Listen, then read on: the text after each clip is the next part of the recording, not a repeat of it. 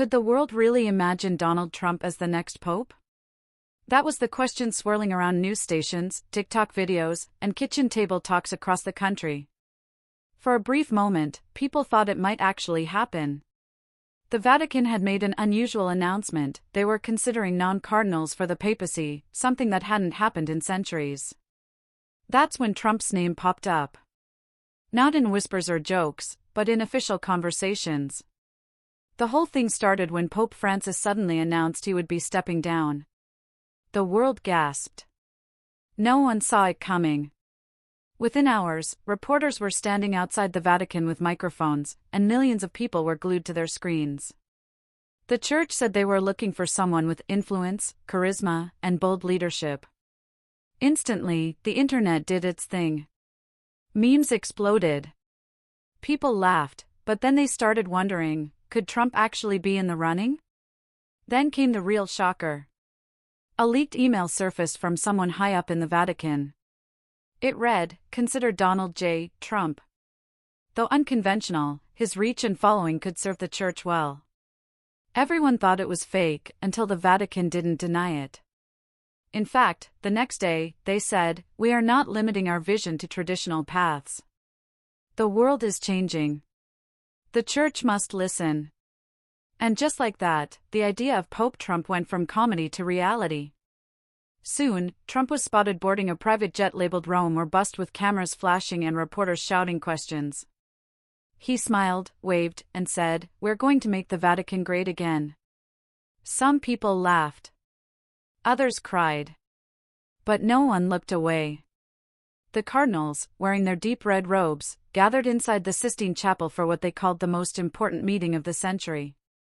Meanwhile, Trump was hosted in a luxury suite just a few blocks away, sipping Diet Coke and posting on Truth Social, many people saying I'd be the best pope. I agree. Inside the Vatican, the room buzzed with arguments. Some cardinals were stunned that his name was even mentioned. Others thought his power and voice could help grow the church's influence, especially in the U.S., where many had stopped attending Massachusetts. A few older cardinals shook their heads and said quietly, "This is not how we do things."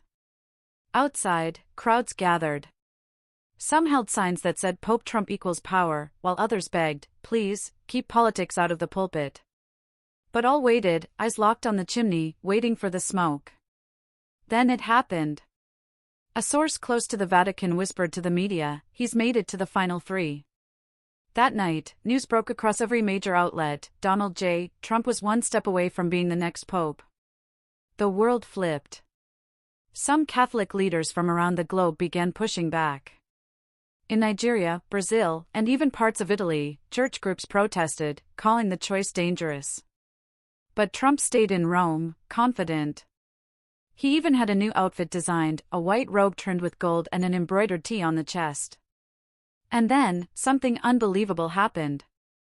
A high-ranking Vatican official snuck out late at night and handed a thick envelope to an investigative journalist named Rachel Torres.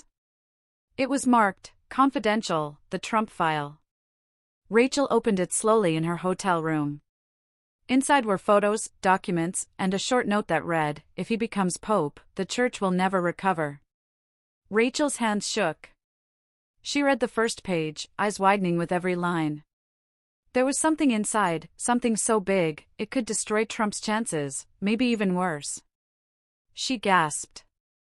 She picked up her phone and whispered, "I need to get this on the air, right now." Just then, someone knocked loudly on her hotel door. Knock. Knock. Knock. She froze. Who was it? Was she being followed? Was it someone from the Vatican, or worse, someone sent to silence her? She stepped slowly toward the door, still clutching the envelope. And just before she reached the doorknob, the power in the entire hotel went out. Total darkness. Would you like me to continue? Why did the power go out just as Rachel was about to reveal the truth? Was it just a blackout, or was someone trying to stop her from speaking? Rachel stood still in the dark, her breath caught in her throat. Her heart pounded so loud it echoed in her ears. She held the envelope tighter and backed away from the door. Another knock. Louder this time. Then silence. Long, thick silence. She waited. 10 seconds. 20. Nothing. Slowly, she stepped to the window and peeked through the curtains. A black car idled under a flickering street lamp. She couldn't see the driver. Then, just as suddenly as it had come, the car sped off. Moments later, the power came back on. Rachel didn't waste time. She stuffed the envelope into her purse, grabbed her laptop, and rushed out of the room. Down the hallway, through the lobby, and into the Rhone night, she ran until she found a small cafe still open. She slipped into a corner booth, ordered a coffee, and plugged in her laptop. Fingers shaking, she started typing the story of a lifetime. Inside the envelope was a set of transcripts from a secret Vatican committee. They detailed a closed-door interview between Trump and the College of Cardinals. In the transcript, Trump made promises, big promises, to turn the Vatican into a global religious brand. He spoke about restructuring Catholicism into something modern, fast, and exciting. He even joked about selling Pope-themed merchandise. At first, they thought he wasn't serious. But then he showed them a proposal, a real business plan, with logos, slogans, and a deal to turn the Vatican Museum into a VIP experience. But that wasn't the worst part. Inside the folder was a hidden memo. It was stamped in red, not to be released. It was written by Cardinal Agnelli, one of the oldest and most respected members of the Church. He had reviewed Trump's past actions, words, and policies. In bold letters, the memo said, "This man cannot lead the Church. His record shows division, pride, and self-interest. He seeks power, not peace." Rachel knew the world had to see it. She uploaded her story to every outlet she could: news sites, social media, and email lists. Within minutes, it went viral. People gasped. Supporters cried fake news, while others thanked her for the truth. But the real impact came an hour later when Cardinal Agnelli himself stepped onto the Vatican balcony and spoke. With shaking hands, he held up the leaked memo and said, "The world must understand, we considered all options.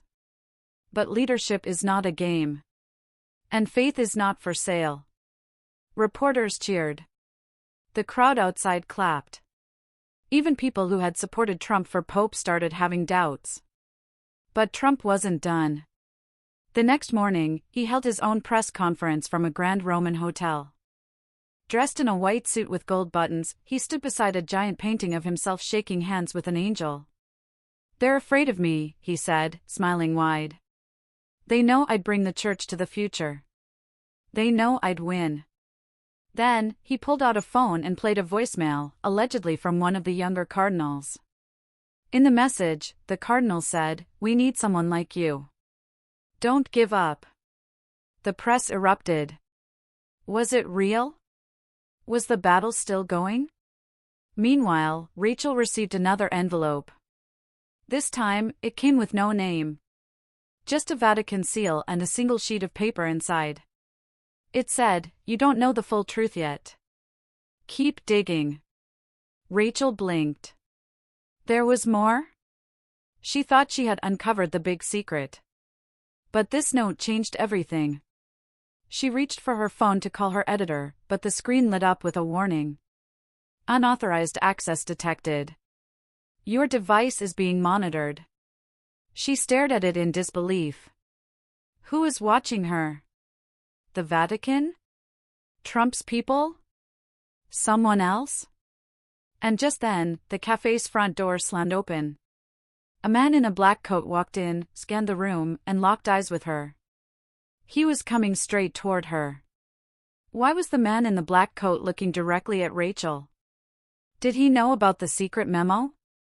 Or was he there to stop her from finding out more? Rachel froze in her seat. The man's eyes didn't blink. He walked with slow, heavy steps like he had all the time in the world, but something in the way he moved made her stomach twist. She grabbed her purse and slid her laptop under the table, trying not to look panicked. The man reached her booth and leaned down. "You're Rachel Torres?" he asked in a low voice. She nodded, her mouth too dry to speak. He reached into his coat, and her heart nearly stopped, but he didn't pull out a weapon. He handed her a small silver envelope, nodded once, and turned away without another word. She stared at the envelope, unsure if she should open it. Her hands trembled as she slid the seal open. Inside was a Vatican visitor's badge and a handwritten note. Tomorrow. 11 a.m. South Library. Alone. Ah. The letter A. That had to be Cardinal Agnelli. But why contact her now? And why the South Library, a place no tourists were allowed to visit? Rachel barely slept that night. When the sun rose, she put on her plainest clothes and wrapped a scarf around her head. She entered the Vatican through a side gate and flashed the badge. The guards didn't ask questions. They nodded and stepped aside. The South Library was quiet and filled with shelves so tall they reached the painted ceiling. Ancient books lined every wall, and the air smelled like old paper and secrets. She waited near the statue of Saint Michael, just as the note instructed. Footsteps echoed behind her. "I wasn't sure you'd come," said a soft voice. It was Cardinal Agnelli, but he looked older, more tired than she had ever seen him on television. "I'm risking everything by speaking to you," he said. "But the church is at a crossroads. And I fear that if you don't reveal what I'm about to tell you, no one will." Rachel's heart raced. "What is it?" "The memo you leaked," he whispered, "was only the beginning. We uncovered something else. Something we never expected. Trump didn't just want the position of Pope. He had help. From inside." "Inside the church?" Rachel asked. Agnelli nodded. "There's a secret group within the Vatican. Powerful. Wealthy. They believe religion should be controlled like a corporation. They made a deal with Trump months ago. If he became Pope, they'd turn the Vatican into a global empire." Rachel was stunned. "You're saying this was planned?" "Yes," he said. "And the person leading this group is someone very close to the current papal office." He handed her a flash drive. "This has everything. Meetings, names, records. But be careful. If they find out you have it." Before he could finish, a loud crash echoed through the hallway. The doors of the South Library burst open. Vatican security stormed in, shouting in Italian.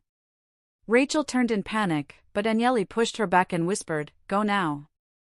Out the side door." She bolted past the shelves, clutching the flash drive in her fist. As she reached the stone corridor, she could hear shouting behind her. "Stop her. She's got it." She raced through twisting halls and finally emerged onto a quiet side street. Her lungs burned, and her legs ached, but she didn't stop running until she found a taxi and dove in, shouting, "Anywhere. Just drive." As the car sped away, she looked down at the flash drive. Whatever was on it, it could change everything. But as she caught her breath, her phone buzzed again. It was a text message from an unknown number. "We know what you took. You won't make it to air this time." Rachel's eyes widened in fear. How did they know already? And then she realized, the man in the cafe. The one who gave her the first envelope. He wasn't a friend. He was watching her. Maybe he still was. Who was really behind the Vatican's secret group, and how far would they go to protect their plan? Was Rachel in way over her head? Rachel sat hunched in the back of the taxi, staring at the flash drive like it was ticking. Every second felt like it could explode her world. She didn't know who to trust. Not the man from the cafe. Not even her editor back in New York. She needed a safe place to unlock what was inside the drive. The taxi driver, a young guy named Luca, noticed her shaking hands. "You okay, miss?" She hesitated. "Do you know a place with Wi-Fi that's private? Not public. Somewhere quiet?" Luca scratched his chin. "My cousin owns a repair shop. Nobody ever goes there during the day. It's just him and old laptops." Rachel nodded. "Take me there. And please, don't tell anyone. Minutes later, they pulled into a dusty alley behind an electronics shop with a flickering neon sign. Inside, Luca's cousin, a techie named Marco, gave her a nod and led her to a small room with a single table and a dusty PC. Rachel plugged in the flash drive and held her breath. At first, there were just folders with boring names, financials, meetings, photos. But then, she opened one labeled White Smoke. Inside were dozens of scanned letters, secret payments, and emails, messages between high-ranking church leaders and Trump's campaign team. One message chilled her to the bone. It read, "We control the conclave. The next pope will be chosen, not elected. And he will owe everything to us." Another was from a Vatican treasurer, saying, "Trump has agreed. The first televised mass will feature branding. Donations will skyrocket." Rachel's head spun. They weren't just planning to elect Trump, they were preparing to turn the church into a global product. A faith-based empire, powered by money and media. But it got worse. There was a video file. She clicked play. It showed a secret meeting inside a candlelit Vatican chamber. Trump stood at the center, surrounded by cardinals with faces hidden under black hoods. One of them took off his hood. Rachel gasped. It was Cardinal Renzo Morelli, the Pope's closest advisor. In the video, Renzo said, "The Pope's health is failing. Once he's gone, we move forward with our candidate. The world won't know what hit it." Rachel leaned back, stunned. They were waiting for the Pope to die to launch their takeover. Suddenly, the computer went black. She spun around. Marco stood frozen, staring at the blank screen. "That's not good," he said. The power didn't go out. It was remotely shut down. Rachel yanked the flash drive from the port, clutching it like a lifeline. "I have to get this to the world." Marco looked nervous. "You've made enemies, lady. Big ones." She ran outside to call her editor, but her phone had no signal. No bars. No Wi-Fi. Nothing. She looked up. Across the street, two men in dark suits stepped out of a black van. One of them raised a walkie-talkie and spoke into it, eyes locked on Rachel. "They've found me," she whispered.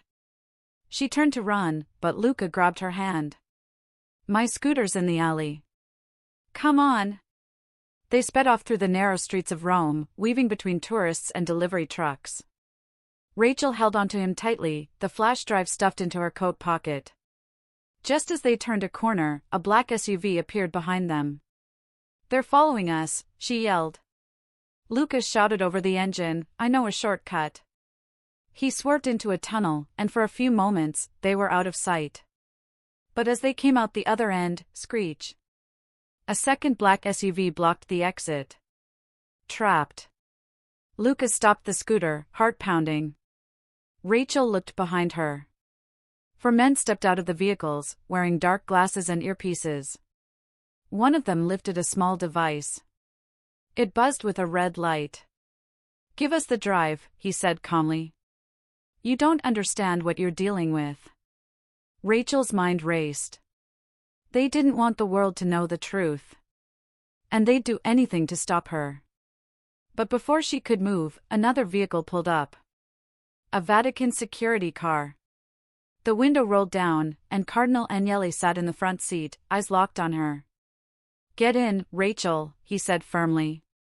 She hesitated. The suited men stepped closer. Cardinal Agnelli repeated, "Now." What if he was one of them too? What if this was all a trap? Could she trust Cardinal Agnelli?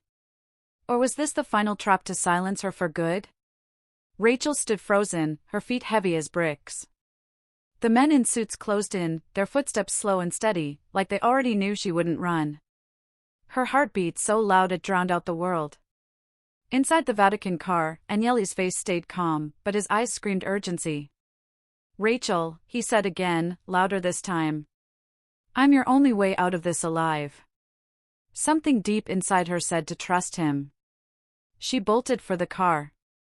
As she dove into the back seat, Agnelli hit the gas, tires screeching as the car sped off down the cobblestone street. The black SUVs roared after them, and within seconds, they were in a high-speed chase through the ancient alleys of Rome. "Where are we going?" Rachel cried, clutching the flash drive like it was her last breath. "To someone who still has power in the Vatican," Agnelli said. "Someone who hasn't been bought." Behind them, a van sideswiped a fruit cart, and oranges scattered across the road. Pedestrians jumped out of the way. But Agnelli didn't slow down. "Hold on," he shouted as they cut through a narrow passage that looked too small for a car to fit. The mirrors scraped both walls, but they burst out the other side and onto a quieter street near the Vatican walls. They skidded to a stop in front of a gated courtyard. 2 guards opened the doors without question. The car rolled into a private garden behind the Vatican archives. Rachel was rushed inside a quiet stone building, then down into a candlelit basement that smelled of dust and incense. Waiting there, in a wooden chair beneath a hanging cross, was an old man in white. Rachel's jaw dropped. It was the Pope. Not the public one. The real one. Pope Benedictus IX, still alive, weak, and hidden from the world. "Your Holiness," Agnelli said, bowing. "She has the proof." Rachel fell to her knees, overwhelmed. "They said you were too sick to speak. They're planning to replace you." The Pope gave a slow nod. "I know. I've known for some time. They poisoned my tea weeks ago, just enough to keep me weak, but awake. So I'd watch while they crowned a puppet." Rachel handed over the flash drive. "This has everything. Names. Plans. The video of Renzo. The emails." The Pope closed his eyes for a moment, then opened them with fierce fire. "It is time," he said. He turned to a hidden panel on the wall and pressed a button. A hidden camera and microphone blinked to life. "This room broadcasts directly to the Vatican's emergency communication line," he said. "And to every major news outlet in the world." Rachel's breath caught. "You mean, you're going live?" He nodded. "We're telling the truth. Now." He took the flash drive and inserted it into a small laptop. The screen lit up. The files opened. And just as the Pope leaned toward the camera to speak, boom! An explosion rocked the room. Dust and stone fell from the ceiling. "No!" Agnelli shouted. "They're here." Smoke filled the hallways. Rachel could hear shouting in Latin and the sound of boots thundering down the stairs. "They're going to stop the stream," she cried. The Pope grabbed Rachel's hand. "Not if you finish what I started." "What?" she said, confused. He pulled a small ring from his finger, gold, with the papal seal. "Only this can open the final archive. The one that names the true mastermind behind all this." Rachel stared at it. "You want me to?" "Yes," he said. "Find the secret archive. Tell the world. Before it's too late." Agnelli opened a side door. "Go, now." Rachel ran, the ring clutched in her hand, heart pounding. Behind her, the Pope began to speak into the microphone, his voice echoing through the halls. But as Rachel escaped into the Vatican tunnels, she realized something chilling. She still didn't know the final name. The one behind it all. The person more powerful than Renzo. More connected than Trump. And when she reached the hidden vault under St. Peter's Basilica, the ring unlocked the final file. The screen lit up. And Rachel gasped. The name on the screen wasn't anyone she expected. Not a cardinal. Not a president. It was someone far closer. Someone who had been with her since the very beginning. And then the lights went out.